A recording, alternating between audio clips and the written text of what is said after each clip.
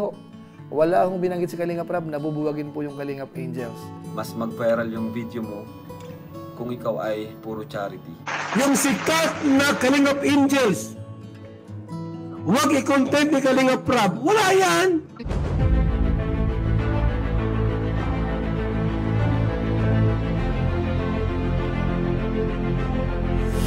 Ayun, shoutout guys. Muli po, welcome to my YouTube channel. Ito po si Kuya Julay, ang inyong katugang, ang inyong kalingap. Na muling babati muna sa inyo ng magandang araw, magandang gabi. Sang pandigman po tayo ng mundo naroon. At sa araw na ito, meron po tayong panibagong vlog. Medyo napansin ko po kanina doon sa live po ni Kuya Bal Santos Matubang, yung kanyang mga sinabi. Sino nga ba ang trending? Yung mga Kalingap Angels o si Kalingap Rab? Sino nga ba, mga kabayan po natin? At siyempre po isasama po natin yung minsan nabanggit ni Kalingap Rab, yung patungkol po sa pagiging viral ng Angels, na para bang mas viral pa rin po talaga yung mga charity vlog. Ano nga ba ang ibig sabihin ni Kalingap Rab po doon? So pag-uusapan po natin yan maya-maya ng konti. Pero bago po yun, siyempre paalala muna si Kuya Julay, baka sakaling meron pa po ditong hindi nakasubscribe sa ating YouTube channel. Huwag natin kalimutan, Julay Paunil. Tapos pakipindot lang po yung notification bell button para lagi po tayong updated sa aking mga video upload. Tapos meron po tayong Facebook page, pwede rin po nating i-follow, pwede pong i-like at saka po i-share yung mga upload po natin dyan. So maraming salamat po sa inyo. At siyempre po yung Team Kalingap, suportahan po natin yung mga Lingap partners, charity vloggers, reactors, at higit sa lahat po, sina Kuya Bal Santos Matubang at saka po si Kalingap Rab. Maraming salamat po sa inyong lahat. Ngayon tuloy na po tayo. Pag-usapan na po natin yung mga binanggit po ni Kuya Bal Santos Matubang kaninang umaga. Actually po, real talk po yun. At ipinapakita niya po doon na dapat talaga huwag masyadong magyabang kung sakasakali pong nagkakaroon na po ng malaki-laking views, yung tipong nakakalimot po sa Team Kalingap. So magandang paalala po yun. So meron po siya mga sinabi po doon.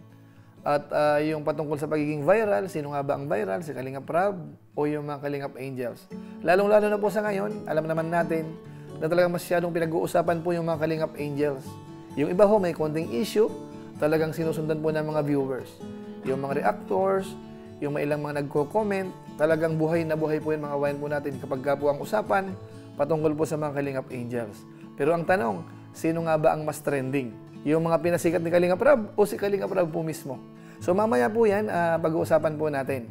Pero gusto ko lang po munang pasadahan ho, yung binanggit din po ni Kalingap Rab, mga kabayan po natin. Yung patungkol po sa channel niya, nabanggit niya po na parang mas madaling mag-trending kapag po ang content ay mga charity vlog. Ito po, panoorin po muna natin yung part na yan. Nung puro charity ako dati, sobrang bilis po ng channel ko. Sobrang bilis, no? Andyan si Reyna, Tatay Robin, at iba pa kung sino-sinong mga nag-viral natin, Rubilin. Pero, syempre ako naman, yun na nga, pinili ko na mag-love team kasi, syempre, gusto ko yung mga beneficiaries ko ay mabago talaga yung buhay. Kaya, yun. Wala lang po, na pag-isip-isip ko lang kasi yung ano ng channel ko, yung, kumbaga, performance ng channel ko before compare ngayon, di ba? Pero maganda pa rin naman po, wala naman pong ano, kumbaga maganda pa rin. Pero mas malaki lang po talaga yung chance na mas sumikat ka, mas mag-viral yung video mo kung ikaw ay puro charity. So yan mga kabayan po natin, maliwanag po yung sinabi po ni Kalingap Rab.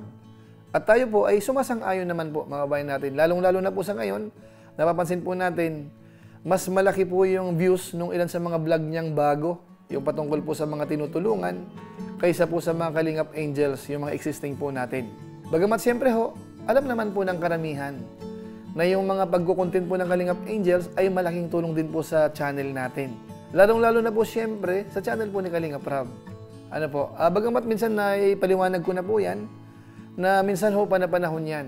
Nung wala pa po yung Kalingap Angels, karamihan hong content ni Kalingap Rab, ni Kuya Bal Santos Matubang ay pagtulong. Kaso nga lang ho, habang tumatagal, parang nagsasawa po yung mga viewers natin. Kaya nung minsan, nag-content si Kalingap Rab ng patungkol sa Angels, so biglang pumatok po sa masa. Kumbaga ho, nagustuhan po ng mga viewers natin hanggat sa nagtuloy-tuloy mga kababayan po natin. Yun na nga po, marami pong nag-viral po sa Team Kalingap, patungkol po sa mga love team, sa Kalingap Angels. Kaso nga lang po, habang tumatagal, mapapansin natin, parang humihina rin po siya. Isa lang po ang ibig sabihin ho nun. parang nagsasawa na rin po uli yung tao. Madalas yun ang pinapanood. So parang ano po sila, yung interest nila ay nababawasan. Lalong-lalo na po kapag po nagkakaroon ng mga issue. Di ba ho, may mga ilang angels na nagkaroon ng problema, wala na sa Kalingap. Yung dating sumusuporta sa Team Kalingap, ngayon ay kalaban na po ng Team Kalingap. Minsan naman ho, nagkakaroon ng buzzers na galing doon sa mga ilang angels na kung saan ay isang pagkakataon natulungan po yun ng Team Kalingap. So reality po yan mga kabayan po natin. So kumbaga ho, kapag pinaghalo-halo po natin ito, nakaka-apekto po yan sa views. Ang isa pa po, minsan iba-ibang grupo, iba-ibang supporters, nag-aaway-away. So kapag po vlog dun sa isa, hindi na sinusuportahan. Kapag vlog naman po sa isa, hindi sinusuportahan. So ang nangyayari po, kabawasan po sa mga views yan, mga kabayan po natin. So isa rin po yan sa totoong nangyayari po. Kaya para sa atin po, kung ako tatanungin, ang pinakamaganda po talaga ay mix lang. Merong love team, merong Kalingap Angels, tapos meron ding mga pagtulong. Kasi nga po sa pagtulong, talagang makikita natin doon, minsan nakakapatrending po talaga. At siyempre po, minsan naman po sa mga angels, sa mga love team, nakakapatrending din po. Kaya maganda nga po, pagsabayin na lang. Para yung mga viewers natin na gusto yung Kalingap Angels, mga love team, masaya po sila. At yung ilan naman po na ayaw ng love team, gusto yung mga pagtulong, masaya rin po sila. So kumbaga po, yung set of viewers o yung nakararaming viewers, captured pa rin po ng Team Kalingap. Manunod po kina Kalingap Rab, kina Kuya Bal Santos Matubang, at saka sa atin, mga reactors, at saka mga Lingap partners. So sana ho, walang sasama po ang loob, mga kabayan natin. Yan po ay parang real talk lang po ni Kalingap Rab.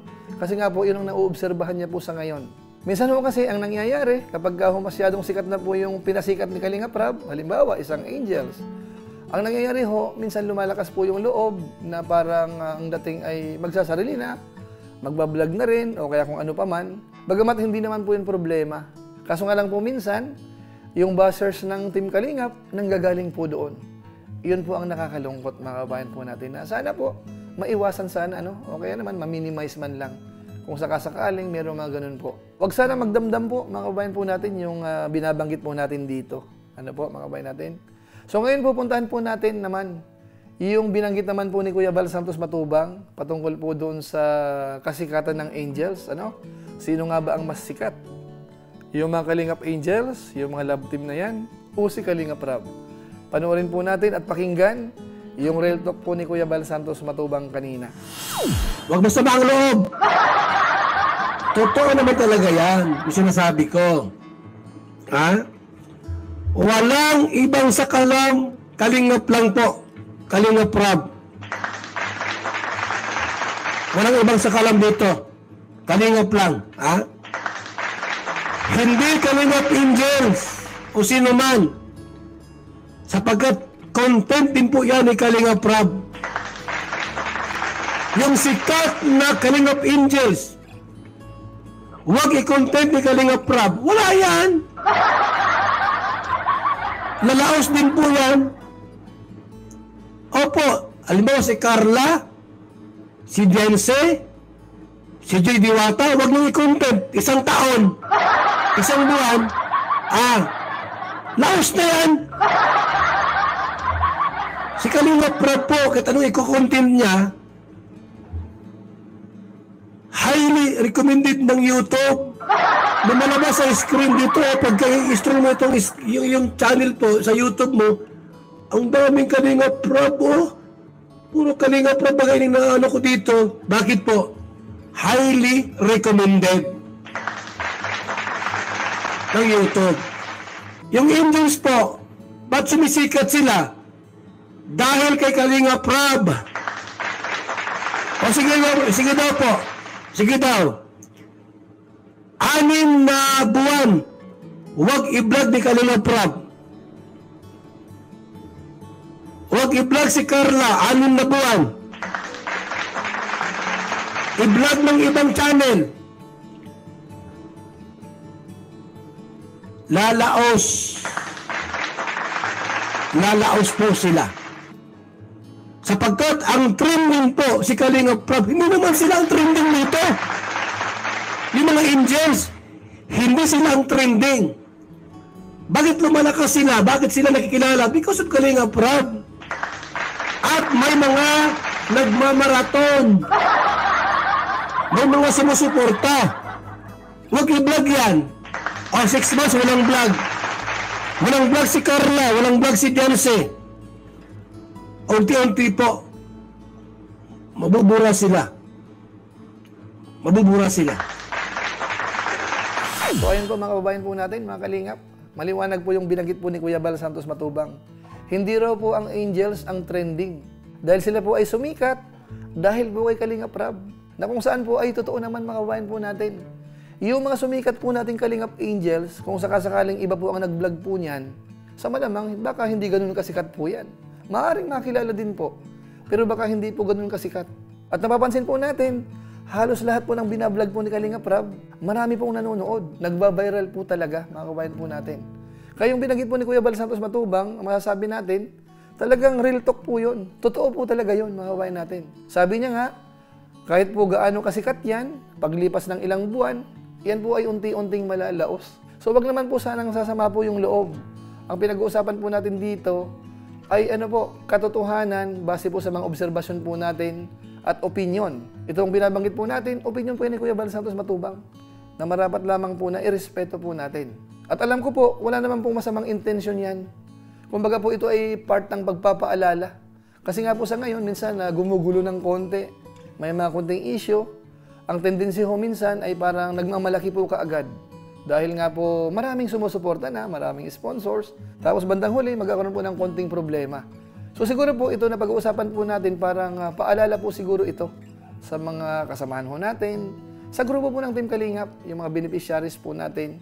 Paalala po siguro, yung mga nangyayari po sa atin, kung sakasakali pong may mga issue, magsilbing aral na lang po. Kumbaga isipin po natin, lesson learned. Ano ba ang po pwede nating matutunan dito sa mga nangyayari po?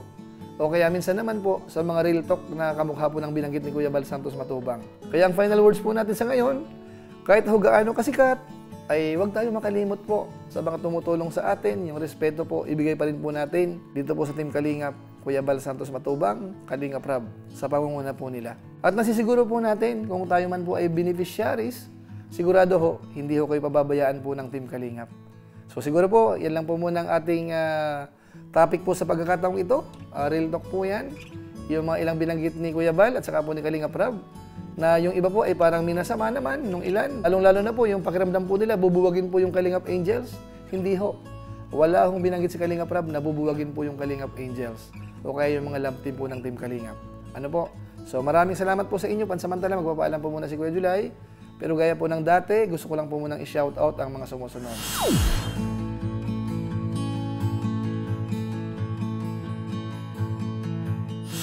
Tapos maraming salamat din po sa ating mga kasaman sa COOS, Kalingap OFW Organic Sponsors, sa inyo pong patuloy na pagsuporta po sa mga babae program ni na Kuya Bal Santos Matubang at saka po ni Kalingap Rab.